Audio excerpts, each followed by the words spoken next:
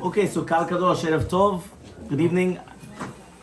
The entire concept of Shalom Bayit that we're speaking about over here is a conversation that many times people don't even have.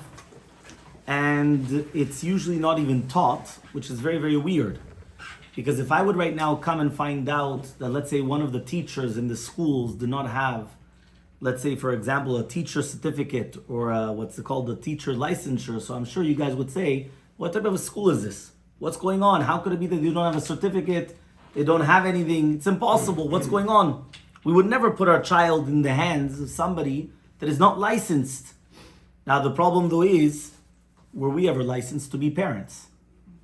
So then we ask ourselves another question. Okay, fine. But one which is even more difficult than that is when we speak about Shalom Bayit. Why? Shalom Bayit is actually the longest, right, of even more than the children, because the children only come after marriage. So therefore the question that we ask ourselves is, how do we become educated to live or to study Shalom Bayit? Do we actually learn it? Do we learn how to live, right, with our spouse? And maybe we would say, you know what? Maybe we just shouldn't actually learn it, and that's it. But I'm going to ask you guys a question, and I'm sure a lot of you will be very, very surprised. How much percentage do you have of people that if we would ask them right now, would you marry your couple, would you marry your spouse again? What is the percentage that they would answer yes? And what is the percentage that would answer no? 100%, yeah. Twice, I will read it twice, my wife. Not Twice, okay. Let's pretend she's not here, right? 3 times. 3 times. Being honest. Okay, so very good. So listen carefully. There was a study. How much percentage of the divorce rate in America? 50-60. 50, 60, right? There's many different numbers. The truth is, if you look it up, it's crazy. But usually they say minimum of 50% in America. Now the question is, of those couples that don't divorce, how many are really happy? Because if you just said that there's 100% couples in America, 50% are divorcing, that means there's 50% left. How many of those 50 are actually happy? That's the question. It was a New York Times study done, published August 24th, 2023. So we're talking about a few months ago.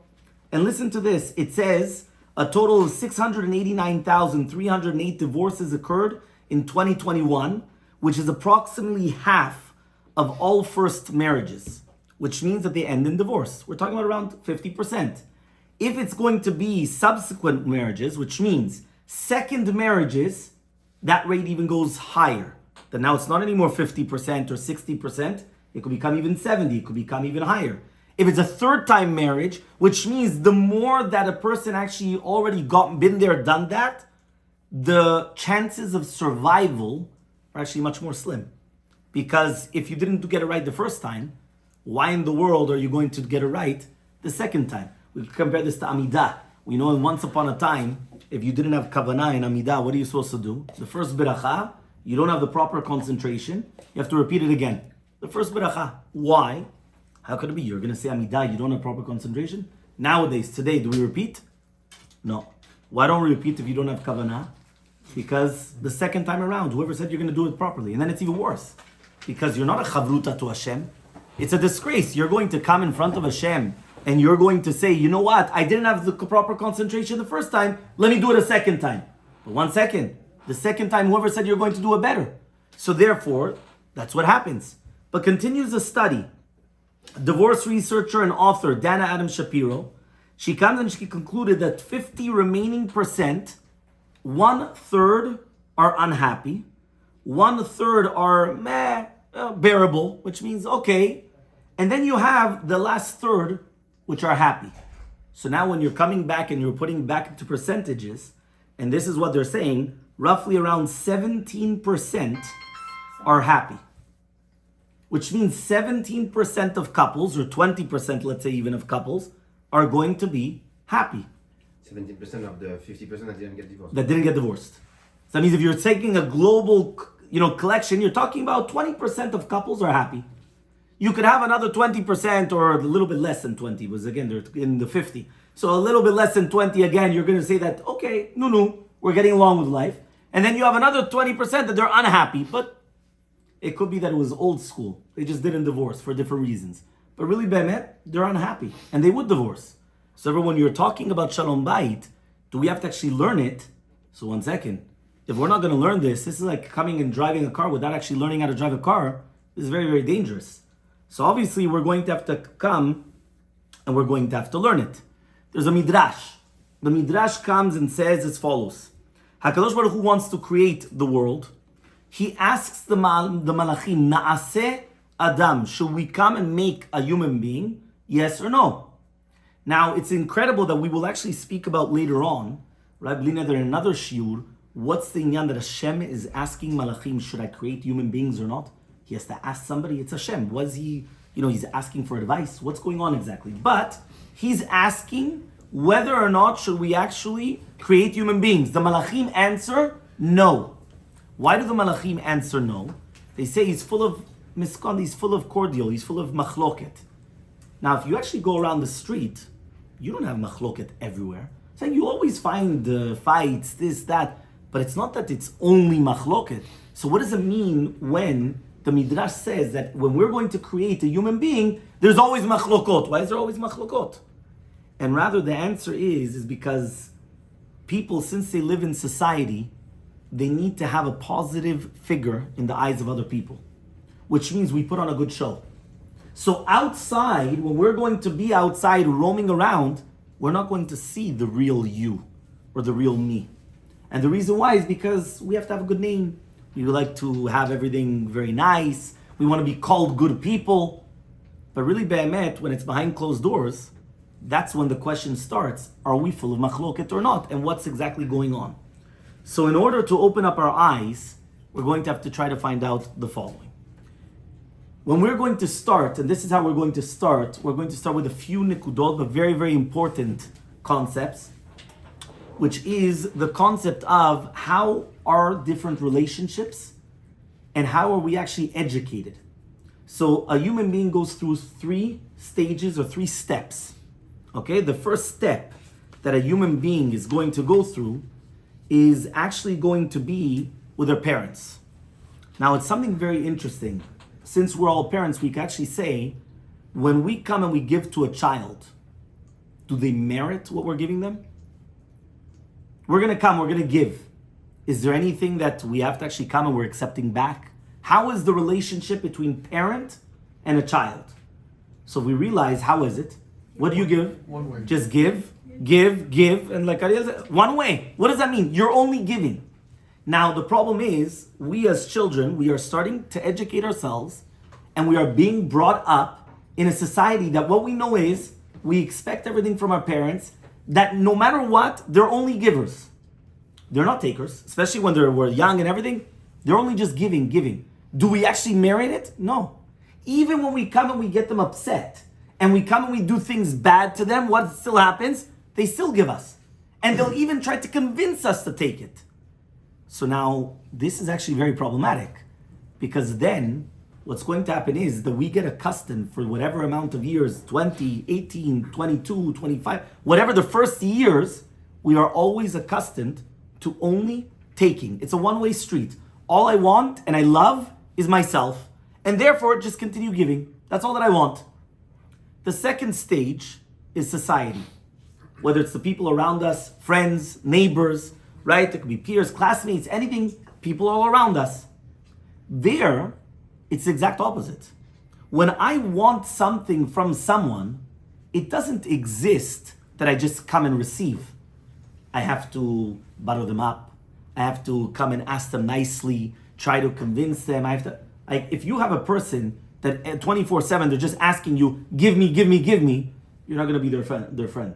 After a very little bit amount of time, you're already showing the door, I'm sorry, this is not for me. So therefore, that goes to the exact opposite extreme. That we're actually coming and we're telling the friends, no, 1 second, I need something, I have to try to convince you to give it to me. I have to be very nice, polite, and everything else. Now the question is, how is marriage? Which that's the third stage. Which one is that compared to? Which one should it be like? Should it be like parents? Or should it be like society around us? That's the question. Should be like parents. should be like parents, which means that you just come and say, give. Just give.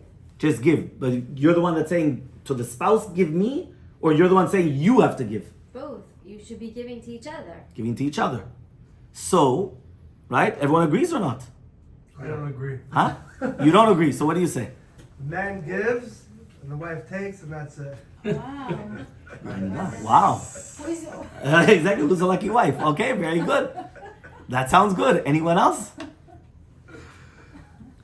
So the truth is, right, when we're actually going to think about it, it's something incredible that when we're talking about, we were just talking about the society. If you think about it, for example, let's say I have a store. So when I have a store, right, I want to sell. But I'm only going to make sure that I'm going to sell things that people want. If I'm going to have a store and nobody wants anything, right, it's not going to help me. So there's one thing that I want the money. But in order for you to give me the money, I need to make sure that I give you what you want. So that's the concept of the society. What about when we speak about marriage?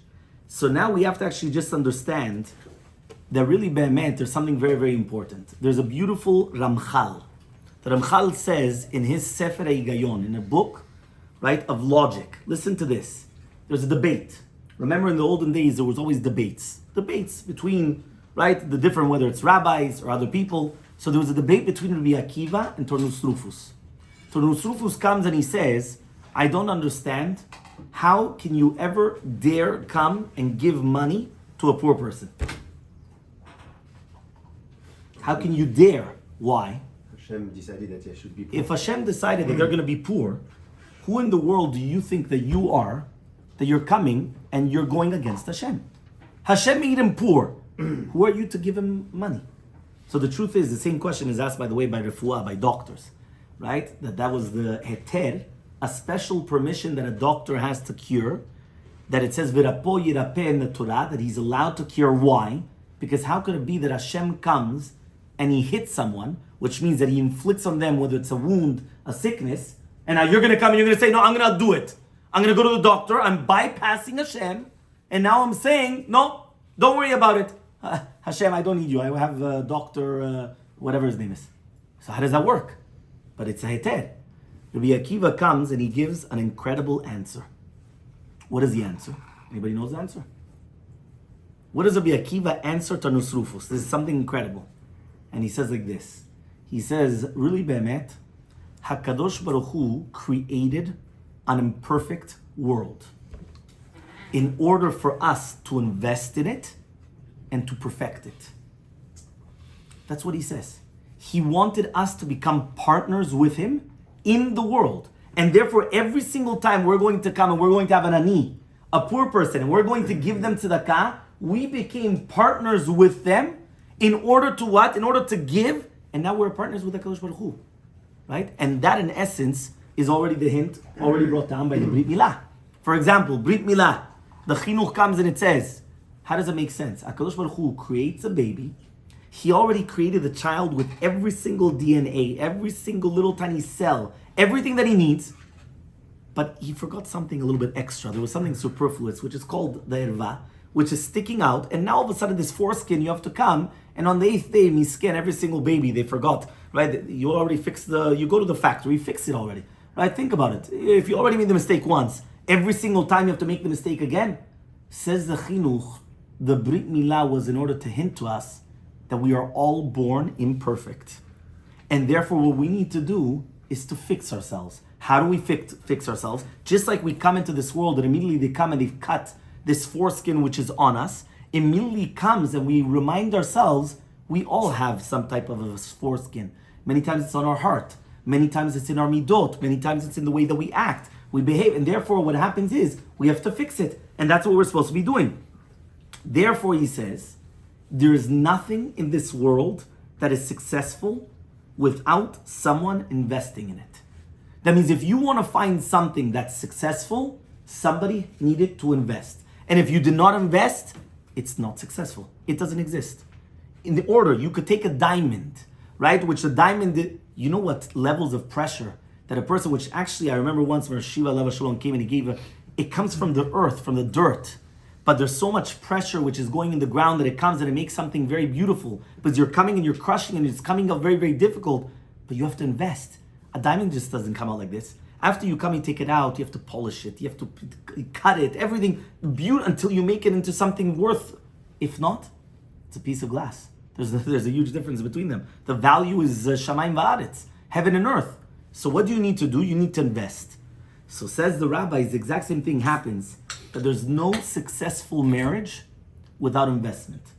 Meaning if you're going to come and you're going to think, listen, I don't need to invest. Maybe I invested 20 years ago when I got married. Or maybe I invested, or I don't need to invest. Baruch Hashem, my wife's a tzaddiket, my husband's a tzaddik. We don't need to invest. It doesn't exist. Without investment, there's no real marriage. That's going to be number one that we have to understand. So now when we come back to the question that we asked, so one second. So what is it exactly that we're supposed to resemble? When we're talking about we started our lives with our parents. Our parents really, they thought that they were doing us a favor, but they were just giving and giving and giving. And they got us accustomed to only taking without giving anything back. Whether we merit it, we don't merit it, whether we're getting them angry or not getting them angry. And now all of a sudden we have the chevra, the society. After the society, which are our friends, which are the exact opposite, that you have to give in order to get back. Whether it's even sometimes even asking in a certain way and making them feel good. All of a sudden what happens now is, what about marriage? So we heard before one of the answers, two different answers, about how's it supposed to be. So therefore, a lot of the people, they actually come and they say that really, be'emet, logic says it should be like society. Why? Listen, at the end of the day, you're asking someone for something. You should try to actually ask in a way that just like you ask from your neighbor. Which means, how could it be that you're going to go to your next door neighbor or a friend and you're going to ask in such a beautiful way, and then you come home, right, and you ask your spouse and you're telling them, just pass it over. Oh, who are you talking to? Right? Or what's going on exactly? When your neighbor, when you come and you ask them nicely, you want to be with all your manners and polite, and you want to be somebody very nice. So then why in the world, all of a sudden to your spouse, is it going to be any different? Even though the inner feelings should be like your parents, because you want to expect that, and a lot of times that's what you want. You want that you should be pampered, and that's what you expect that they should actually be doing. So a woman is going to come and she's going to say, you know what? Let me get my husband angry. Is he still going to give me? Why? Because let me test him. I'm going to come, I'm going to get him angry, but does he really love me? I want to see it. Is he still going to give me even though I just made him angry? Is he still going to give it to me? So many times she does that. And all of a sudden the husband comes and he says, but 1 second, right? I act the way that you act, right? Which means it's normal, right? You're going to show me a nice,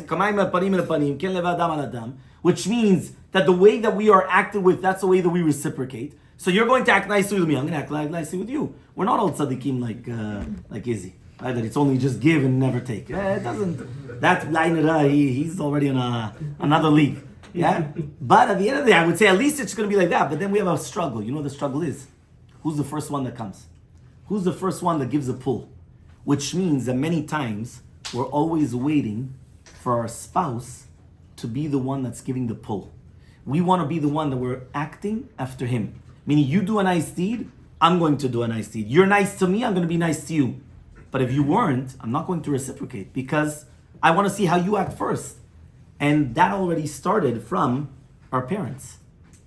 Which means we always were dependent upon our parents to move us, to do the act. So they want us to mobilize, or they want us to instigate or to activate that what's going on. And therefore, what we have to learn is that it only depends on us. We have to start it. It doesn't exist, so you have to wait for your spouse. Because the obligation is upon us in order to come and in order to actually, we're going to say, to give that first word. So I'll give a few examples. One example is going to be that every single woman is going to expect that her husband is going to praise her food. Right? Why? She expects it. She wants it. Somebody could come and say, look at the beautiful things that you have. Look at everything that she made. Right? It was incredible food. She expects that. A husband, he expects that when he comes home, that the wife is going to receive him with open arms, right? She's going to hang up the phone, and she's going to receive. Why? Listen, this is only befitting of him. So that's what he expects. Which means that everyone wants that the other one should initiate, that the other one is the one that's starting. But really, be'emet, we have to understand that we have to start. And every single person has to only look at themselves And once we start, that's going to change. That's going to start the domino effect. And again, if we invest, that's the only way we're going to have success. Only if we're going to come, we're going to invest. But now we're going to come, and I'm going to ask another question, which is a very interesting question. Listen to this. I'm not going to ask, why do you get married? Because I already did that in the Beit Knesset for the last 3 weeks, and I got the wrong answer. So I'm going to ask, why are you still married? Meaning I'm going to ask everyone here, not why did you get married? Why is everyone here married? So what are you guys going to answer? I'm not asking you why do you get married, right? Because I don't want to go that way again. That we could do another shiur. But the question is, why are you still married today? Huh? To split the bills. Okay, that's a good one. Listen, he's being honest. Okay. Anyone else? We are happy with our spouse. Okay, you're happy with the spouse? What we build, What you Well, built? because when you get married, you become one. And therefore? So that's like the other part of your neshama. So you're still married because if you really believe in like your marriage, you wouldn't like kind of like not work on like who you are. Okay, very, very good. The truth is, I got very good answers now. I think we have to start giving the shiurim to the other couples that are not here, not to the ones that are here. Okay, no, but it's very good. Anyone else? We're not supposed to be alone. It's not good for the man to be alone. Ah, okay. You just said something good. Next, anyone else? Nobody has to be shy. You won't get shut down.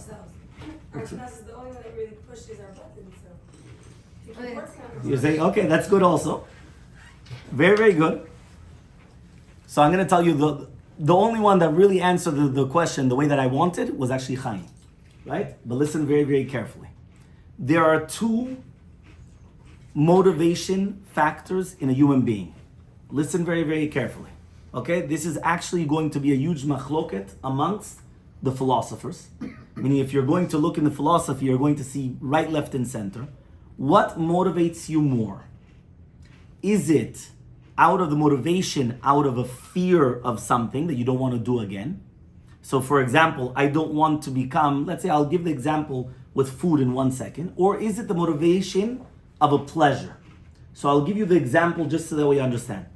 A person went hungry, right? They were starving. They couldn't find nothing. There was nothing kasher. There was nothing. They are going crazy. They need something. So what happens? The next time that they're going to come and they're going to see food, they're going to run to devour the food. Now, why are they eating? Because they're afraid that they don't want to be hungry again. So that's called a fear of being hungry. Now, there's another concept, which is, I like the food. So I'm going to eat because I enjoy it.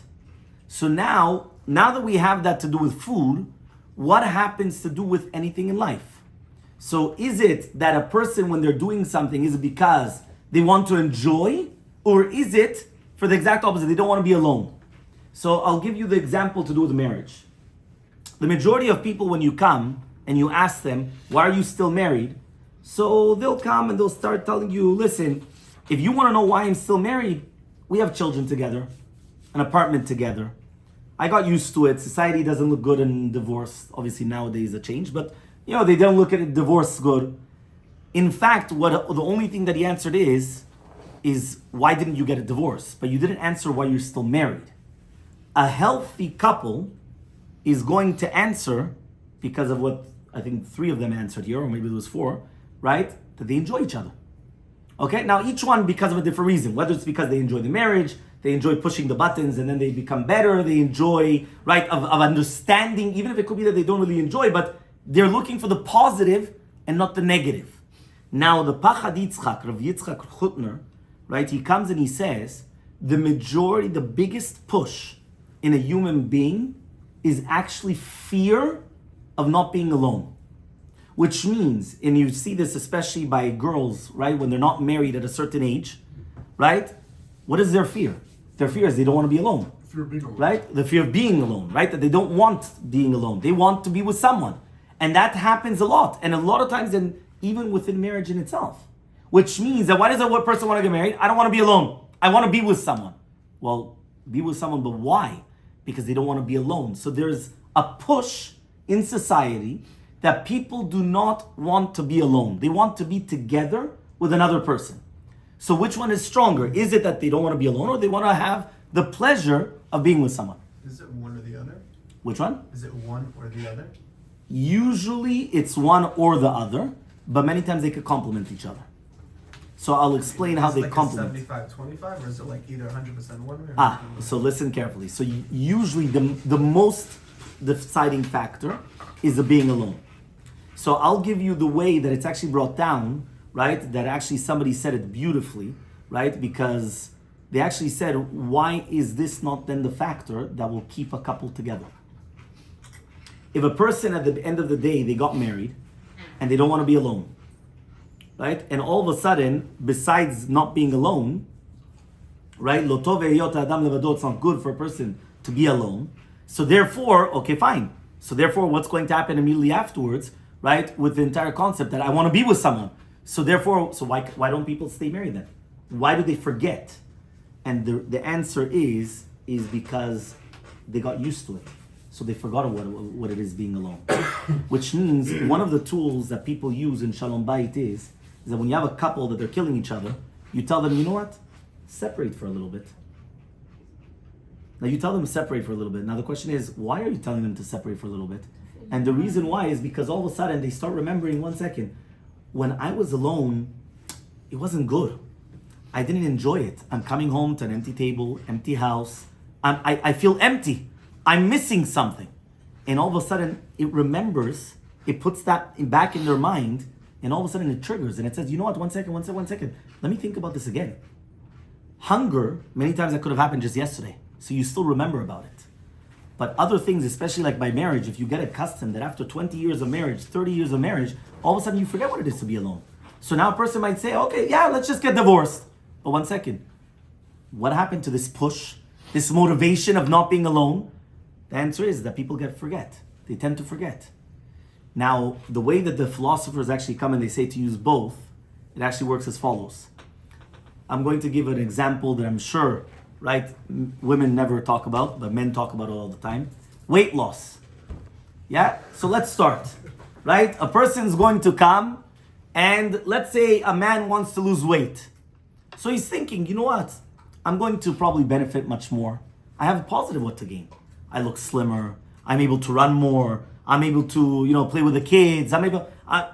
It's much healthier. There's a lot of things that a person could actually come and think. So those are all in the benefits. But the thing is, though, that doesn't really push a person to come and to lose weight. It's all in the positive. It's a motivation, but is it that strong? But chas v'shalom, what happens if they come and they tell him, it's either you lose whatever amount of weight, or continue fill in the blanks. What happens now? All of a sudden now, they actually lose the weight. Why? Because beforehand, there was something that they wanted. Now, it's something that they must do. They're changing something which is a want to a must. Beforehand, I wanted to lose weight, and now I must lose weight. There's a big difference. The must was because, if not, there's a negative that's going to happen. The wanting was because of something positive that's going to happen. So therefore, what they're trying to say is, what is the biggest push in a human being? It's on the negative side. It's not on the positive. But the way that we're supposed to channel it is to do both. So for example, a person has a company, right? So the first thing is, you're going to say, listen, why don't you actually advertise more? Why don't you come and you try to give more? You could come, you could build the company, you could make it something completely different. If you don't do that, you know what's going to happen. And then, by the way, you come and you say, and by the way, I think the best example is if you're going to do A, B, C, D, and you give them a list of advice or whatever it is that you're doing. By doing that, you first told them that you must come and you must change your attitude towards the company. If not, the company is going to fail. After you already gave them the negative, which now they're afraid, and they say, okay, we must make a change, now you tell them the positive. This is what you're going to change. And you do this. And by the way, I just gave you an example with a company, but this could go with chinuch hiladim. This could go with anything. You first tell the child, listen, it cannot continue going this way. That's it. There's a must. It has to change. Now that there has to be a change, let's go for the positive. I think that maybe we could do this and this and this, and by doing that, we'll be able to do it. But once you already told me it's a must, there's going to have to follow something. something will need to actually come and to change, right, in that way. Now that we actually understand that, we're going to speak about differences, right, between men and women, right? Why? We're going to explain like this. The majority cases of Shalom Bayit, if somebody had a malice aforethought, which means if somebody comes and they really want it to be bad, there's a big problem. But then you're right. There's nothing what to talk about. Shalom Bayit, very difficult. But the majority of couples, the reason why there are Shalom Bayit issues is because they're not speaking the same language. They don't understand each other. Now, what we have to understand though is that we think it's a problem with our spouse. But all of a sudden you come, you bring them into a shiur, and you actually teach them that they're almost all the same. So if you think that you're going to get something different, right? They're all cut with the same, they're all made with the same mold. So there's nothing going to be different really. There's always exceptions, right? But the majority are always going to be the same. So therefore, what we have to actually start to understand is that a crisis is breaking of expectations, right? That's what it is. The person becomes in a crisis because they had an expectations. They thought that I'm going to receive this, and all of a sudden they come and they see it's not true. It's completely different. So what happens? So if we're going to come and we're going to say that it's not like that, all of a sudden what's going to happen is that it's going to be completely different. So how do we do it then? So we're going to have to actually come and we're going to say, right, the following. When we're speaking about the difference between a man and a woman, who is more apt for marriage? Who's more fitting to get married? A man or a woman? Yeah? Everyone agrees? You're going to take that? Man. Huh? Man. Men? Huh? Men? Okay, so the men are going to say men and women are going to say women? Who's more fit to get married? Yes. Who's more fitting for marriage? Personality. You're saying it's personality? Yeah, it's a maturity. Not a... Okay, you're right, but I'm going to... Okay, listen, everyone just heard what he said. He said he wants to say it depends on your personality. But men in general, because again, you're right, there's always going to be exceptions to the rules. Right? There's always... But we're going to come and we're going to say in general, who is more fitting for marriage? A man or a woman? Woman. Must be a woman. A man Must has be a more woman. to give. Huh? A man has more to give. A man has more to give. But what did you say? Why a woman? That's not the question. Well, because women have kids, women have children. And therefore? But they need And a therefore- man to have a child. Yeah, exactly. Exactly. Therefore, she has to be married. No, but the question though is, but who's more fitting? Fitting means, Fitting if is- I'm going to say that Who's better in the role? who's better in the role? Woman. A woman is naturally a giver. It's different roles. Like a naturally gonna take care Yeah, it's of different like roles, things. Different role. but the woman in itself. So listen to this, something incredible. The Maharal says a woman has a much stronger bond to her husband than the man because she gives her total herself to her husband. And the proof, can a woman get married to more than one man? No. Can a man get married to more than one woman? Yes. Yes. Not anymore. Now okay, not anymore. Okay. Yes. I hear they're coming, they're already, right, bigotry. We're already coming, we're signing the Cherem Rabbeinu Gersha. But that's what it is. Where's Yeah? The what? Where's the guy from the No, it's okay. You wanted to stay with her. The Pirkei de Rabbi Eliezer comes and he says something incredible. Listen to this. This is a woman speaking. Yeah? Chava comes and she's going to eat from the tree. And she eats from the tree. Says the Pirkei de Rabbi Eliezer, which is a midrash, she comes and she gives the fruit to Adam Rishon. The question is why? Why is she, if she already came and she fell, why is she giving the fruit to Adam Rishon? She doesn't want to be the only one. So it's what? She doesn't want to be the It's only either that we both die or we both live. Doesn't exist. That's a woman. Yeah. That's a woman. Right? It's either we both die or we both live. It doesn't exist in any other way. But now we're going to actually come and we're going to prove it. And listen to this. The process already starts from childhood. Where do we see it from childhood? You're going to have girls playing and boys playing. Right? For anybody that has girls, right, when they're going to come and they're going to play with each other, what happens when they leave? Right? So what happens? What? They either cry, or I'll tell you usually what happens is, right, they're gonna say, Mommy, I'm just gonna accompany her, I'm gonna accompany her to her house or whatever, or down the street. She comes there, she accompanies her friend down the street, but then they came back. And then they go back, and then they come back, and they continue going. And you're like, well, where did you go? She says, no, but I was accompanying her. But then she accompanied back, and then we continue going. A boy, right, if he's at your house playing, right, you have to tell your son, no, but walk your friend to the door. Right? Because if you don't tell him, walk your friend to the door, right, he's just like, yeah, okay, bye, bye. Where's he going? He just runs out the door. There's nothing there. There's no connection. There's nothing there. Another place where we actually see it is by a wedding, right? The wife calls the husband, okay, we're leaving the wedding. Usually it's the opposite, but I purposely had to say it that way. Right? So the wife calls out, we're leaving the wedding. Okay, so we're leaving. So you say, okay, fine. You come outside and you're waiting. 5 minutes, 10 minutes, 20 minutes. She comes out, you're like, hey, what happened over here? I thought you called me 20 minutes ago. Yeah, but I had to say bye. I said, but I also said bye. I said, no, but who do you say bye to? I said bye to everyone. Every single person that I said bye to. But she also did the same thing. But what happened? A woman by nature, she's connected. Connected not only to the friends around her, but to her spouse. She is someone which is connected. And that's by something which is nature. Men, the majority of men, they go through a problem. They call it maybe male syndrome. They call it, you know what happened? A man always wanted to be free. Right? He thought that he's a free man. You see, look at teenagers. They always want to be free. Right? My parents are not going to tell me what I'm going to do, where I'm going to go. I want to be free. Right? And you see this, by the way, with children. Even the small little tiny baby, after a little bit of while, he wants to eat on his own. Why? He wants to be independent. I want to be a free man. What happens? He gets married. Now, all of a sudden, he doesn't realize that he put himself in jail. Right? And all of a sudden, he comes and he says, I don't understand. I thought I was going to have the biggest biracha. And all of a sudden, I come, I get married. And now I have to answer up. Where did I go? What did I do? Who did I speak to? What did they say? What did I say? What did I say? And why did I say that? And why did he say that? And what? And you're like, what's going on over here? Why are you asking so many questions? Right? And you come and you say to yourself, there's something wrong. So what's going on? And therefore, what's the answer? The answer is that you keep on seeing that there's a big difference between the way that a man acts and the way that a woman acts. And the way that they create also. It's coming from that. It comes from the creation, which we're going to see in a second. Yes, 100%. From the way they were created. And that's also the way how they're appeased. But 1 second.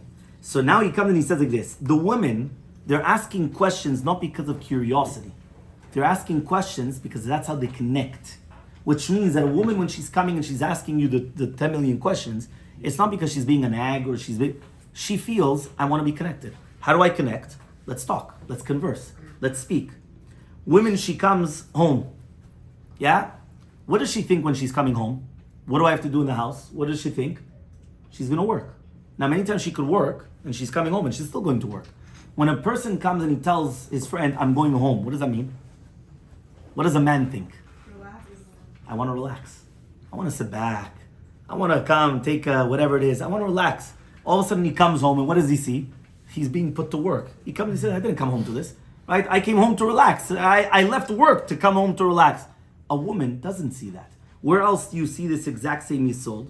When a woman feels that she's obligated in everything that she does, and a man always feels that he's a mitnadev, which means I'm a volunteer. How do you see this? When a person's sick. Yeah? If I'm volunteering, like today I don't feel that good. What's the first thing I'm going to do? I'm going to cancel. I'm going to call up. I'm sorry, I can't. I apologize, but I can't do it. If I'm obligated to go, and there's nobody else what to do, nobody else can do it. It's me, myself, and I. What's going to happen? I have to force myself to go. A woman, right, she could be sick, she could be with fever, she could be with anything. And what's she doing? She's still working in the house. Right? A man, he's got a little tiny thing, 98 points instead of a thing, 1 point up. What happens? He's sick in bed. I can't do anything anymore. So you can't. Now why? What's the difference between the man and the woman?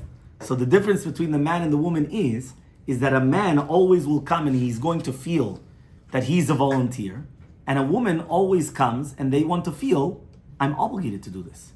Now, why is this so important? This is so important in how everything is done with our conversations. How many times does it happen that a husband comes home and he said, listen, I just went shopping for you. So she comes and she says, oh, really? Yeah.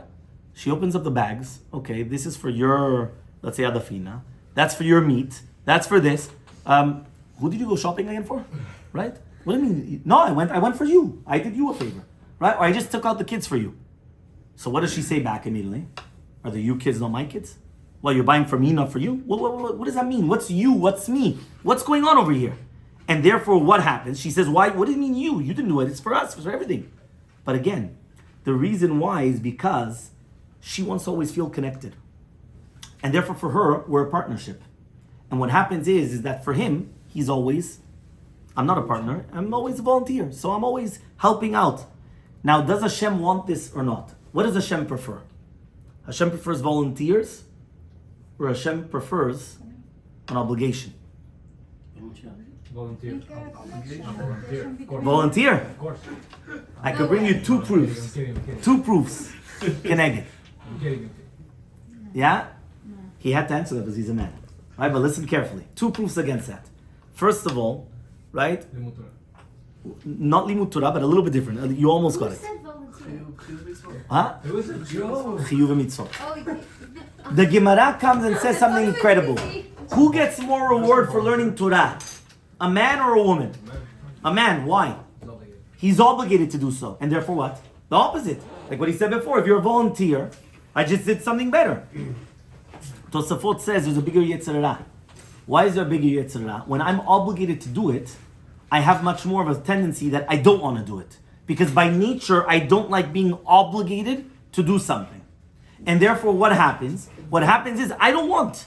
And therefore, that's going to be the main problem here. That I don't want to do it because I'm obligated. Says HaKadosh Baruch Hu, there's a bigger reward when you're obligated to do something, right?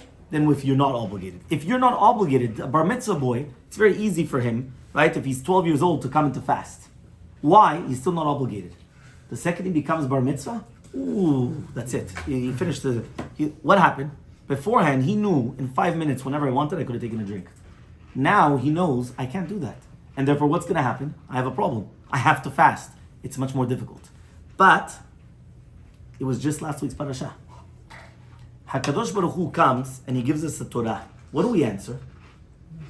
Na'aseh v'nishma. What does he do afterwards? Kafa lehem har kegigit. He comes and he puts the mountain on top of them and he tells them, do you guys accept the Torah? Yes. If not, here's your burial. Right? Here we're going to have a big cemetery. It's called, I don't know what. Why does he have to do that? You said, Ribono shel olam, what are you doing? We just said, yeah, na'aseh v'nishma. We just said yes. Says the Maharal mi Prague, HaKadosh Baruch Hu purposely wanted a union, a marriage between us and HaKadosh Baruch Hu. The only way to make a true marriage between us and HaKadosh Baruch Hu, kafa lehem har kegigit. You need to have a bond. That bond has to be when it's an obligation. If it's whenever I want, yes, I'll do it. Whenever I want, I won't do it. You're not committed. And therefore, when we come back to the original question that we asked, okay, fine. So then, who's more fitting for marriage?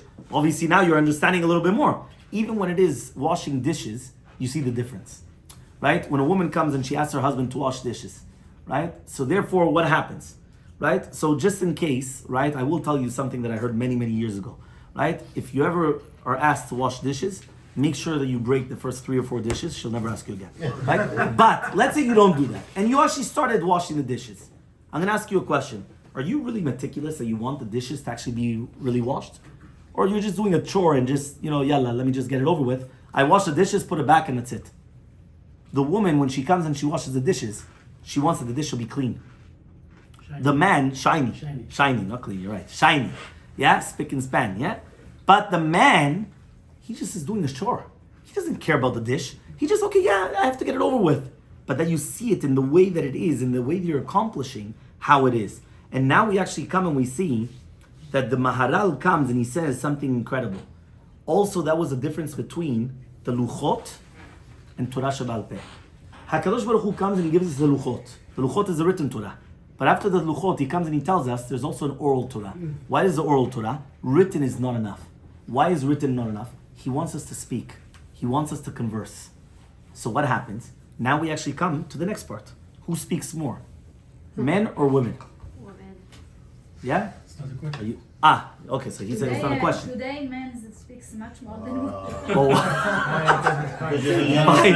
fine, okay, fine, yeah, okay, no, fine, I think right? Actually think? I don't speak. Fine. Again, there's always exceptions to the rule. Always exceptions to the rule. But what happens though is usually women speak more. Why do they speak more? Right? We think it's something in the negative. Right? Somebody once came to me, Rabbi, how can you say such a, women, 10 kabim come down to 10 measures come down to the world. Women took 9, right? Men took 1. What's going on? According to what she just said, then mamash, it's bad. It's 9 against 1, and she's saying that men speak more. You're taking another 8. Right? What's going on over here, right? So what's going on? How does that make sense? But rather what happens is that really be'emet, there's actually a beautiful, I think it's also a Maharal, that I think the Maharal or Rabbi David, I don't remember who it says it, is actually, we're learning the Gemara wrong. When the Gemara says that there's 10 kabim that come down to the world, right, and 9 took the women, what does it say? That there's 10 kabim of, how does it use, what is the language of talk that it uses? Sicha. What is sicha? Sicha is lasuach basadeh. Lasuach is tefillah. Women took 9 portions of tefillah more than men. Beautiful. Why? Because a man, you have to tell him, you have to pray shachrit mincha arvit. If you don't tell him to pray shachrit mincha arvit, how much does he pray? 0. A woman, she doesn't even have to pray it. Okay, so she's got the one tefillah, the this, that. But what's happening? She's praying all day. She doesn't need for you to tell her, come and pray. She already has it naturally. It's something completely different. But that sicha is also speech because we become partners. And once we actually become partners, so therefore it's actually going to come and it's going to change everything by the way of the outlook of the way that a person is actually coming. And therefore, a woman comes and she tells her husband everything that happens to the day. Why does a woman come and she tells her everything what happened? She comes, she went to the bank, and who did she see? Right? She went to the supermarket and she saw this person and then she said this person. What's she actually telling? What's the purpose? Right? There has to be a purpose. Why is a woman telling that? To connect. Him to connect. To connect. But I'm going to tell you something incredible. I hope that nobody has to go, but we do know that everyone goes. Tov lalechet el bet avel, lechet mi bet mishteh. We're learning smichat chaver now. You have a choice to go to a shiva house, to a house of shiva, or to a wedding. What are you supposed to go? To a house of an avel. Right? We just said it. It's a pasuk in Mishleh. Right? Kohelet, Mishleh, I don't remember which one. Right? We have to go. Okay, fine. No problem. Did it ever happen to you that you go into the house and you think you're in the wrong address? Why? They're laughing. And you're thinking to yourself, I don't understand. What just happened? They're laughing. I just come in and all of a sudden they're laughing. So what's going on? You know actually what happened? What happened is that really Be'emet, they went and they said a story. And they were speaking about something that happened many, many years ago. And they mentioned something to do with the niftar. And all of a sudden, they all start laughing. And they all start smiling. And they're all there. What happened? What happened is that in their mind, they go back to that story as if that he's there. And therefore, even though right now, physically, he's not here anymore because the person passed away, but in their minds, he's right now present with them. And therefore, what happens is that it's inscribed in their mind. So they start laughing. They start smiling. Why? They're living it with him right then and there. A woman does the exact same thing every time that she says something to her husband. Which means she was by herself, right? And she took the kids to the park. She went, she had to go to the grocery store. She was by herself. She always wants to feel connected. So what does she do? She comes and she tells her husband that she went to the park, and this is who she saw, and this is who she spoke to, and this is that. Now the husband in his mind is thinking, exactly, right? What are you telling me?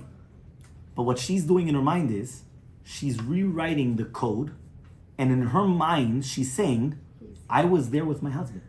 So he's actually with me. Meaning, I didn't go by myself, I was with him. He was with me. Well, you don't remember? And you're like, well, what are you talking about? I don't remember. I wasn't there. So what are you talking about? You were there. And you're thinking to yourself, I wasn't there, but yeah, you were there, because for her, you were there. When she came and she told you the story again, she made such a connection that you were actually there. And that's why she's telling it over to you. So therefore it actually comes, and a man comes and he says, okay, fine, but tachlis, what's the story? But that's always a man. A man will always come and he always wants to know, shura acharona. No, what are you telling me the story for? There has to be a reason, not just for telling me, well, no, get to the point. Well, that was the point. What the point? No, the point was to connect. Men don't get that, right? A woman comes at 11:30 at night and she comes and tells her husband, by the way, you don't know what happened. He's like, oh, what happened now?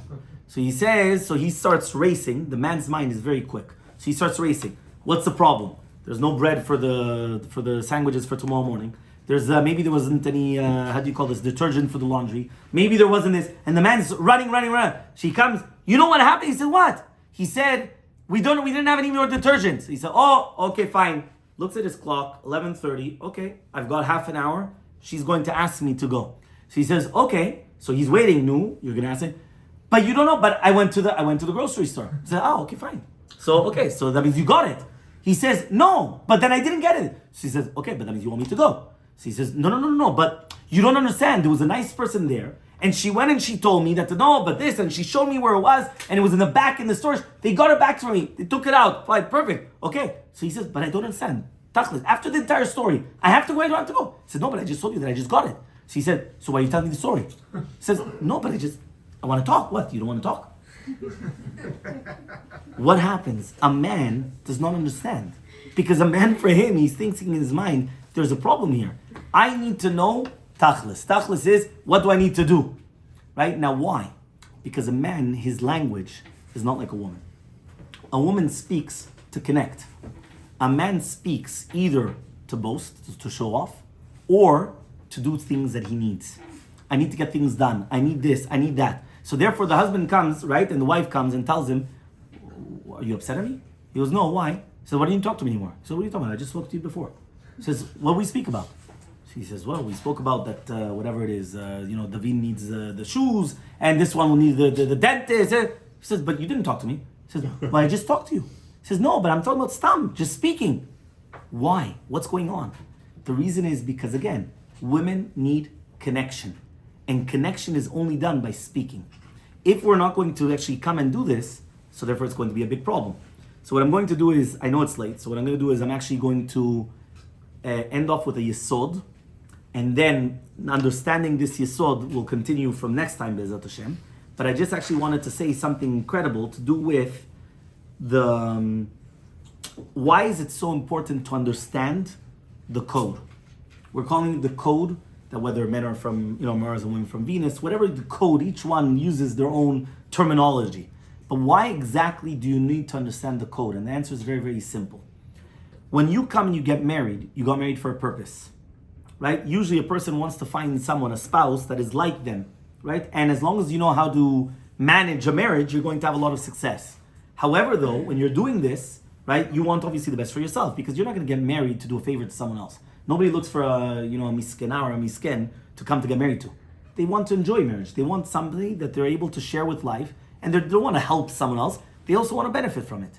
And therefore, the biggest debek, what we call the biggest glue to any marriage is, he says like this, something incredible. He says, unlike animals, because we'll speak about this next time, the entire concept, the difference between animals and human beings to do with children, he says the human being was, and this is what Chaim said at the beginning, lo tov heyot adam levado was not just enough. It's not good that a person should be alone, but eselo ezer kenegdo. I'm going to make you a help.